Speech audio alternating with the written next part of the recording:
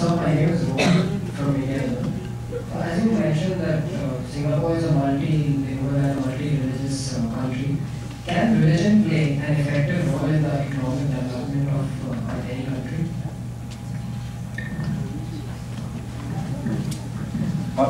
This multilingual, multiracial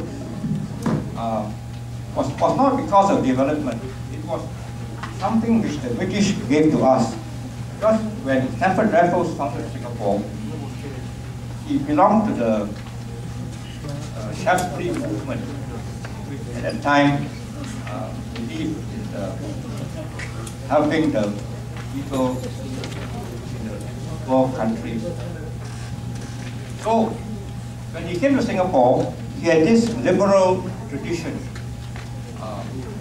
Therefore, he started this multilingual, multiracial, multi-religious society. Anybody can come to Singapore, no questions asked.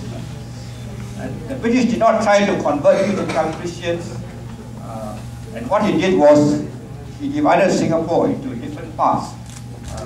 The Chinese state in one part, the Indian state in another part, the Malay state in another part of Singapore. They all stayed in different places. That way they don't quarrel.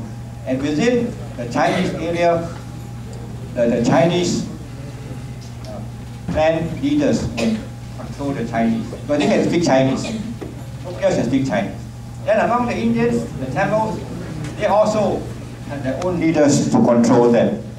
And then the Malays had their own leaders to control them. So that's why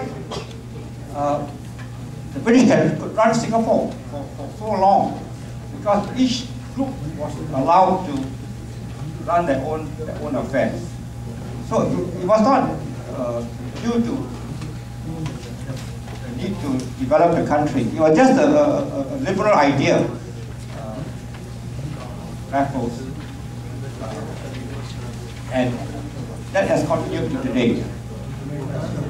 So it is a philosophy which emerged at the end of the 19th century in English history. Later on, it didn't last very long, but that period was when Singapore was founded. So we carried on. But if you look at the other European countries, the Dutch, the French, the Germans, they had a different philosophy. Their philosophy was to try to convert you to become Christians, and then they try to make you learn Dutch or French. So some people didn't like that approach, so they came to Singapore. So in Singapore, for example, Singapore was run by the British for 1.5 centuries, but the British never promoted English education. So the people in Singapore could not study English. They still studied Chinese in Chinese schools, they still studied Tamil, they still studied Malay. Only very few were allowed to study English, and then they became part of the civil service, part of the police force. Because the British just left each group to take care of itself. But now it's different. Now everybody in Singapore must learn English. At one time you didn't have to. But this is the sort of almost wonderful story of Singapore, where you can still run a country without knowing the languages of the people. I mean, it sounds a very far-fetched idea, but it managed to work because Britain at that time was a very strong world empire. That was the British Empire. So people of other races, they respected the British, and they came here to be protected by the British. Now, how long Singapore can preserve this policy is another matter. Because now we don't have only 4 languages. I think now we have 10 languages at least in Singapore. We don't have Tamil, for example. Hindi, yes, Malayalam. Then you don't have only Malay. You also have Tagalog and Cebuano. Actually, they're all linked to Malay. They're Philippine languages, but they're sort of some linked to Malay. And Chinese, before we had the southern Chinese dialects. We had Hokkien, the Cantonese, we had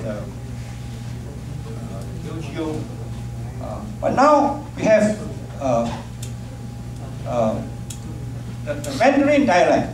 Mandarin dialect is the Chinese of today, the Putonghua. It's different from the Hokkien and Teochew and Cantonese in the oral form. So, if you're going to be a Singaporean in the future, you're going to stay here, you must learn how to master all these languages, and not just the four before, you know, I mentioned just now. Because India is a continent, China is a continent, and the word multilingual must be defined in a different way from what it used to be in the future. Those of you who want to become Singaporeans one day, you must think of how to persuade the Singaporean people to learn Punjabi or Malayalam or Bangla, and don't just stick to Tamil. Tamil is only a small language in India.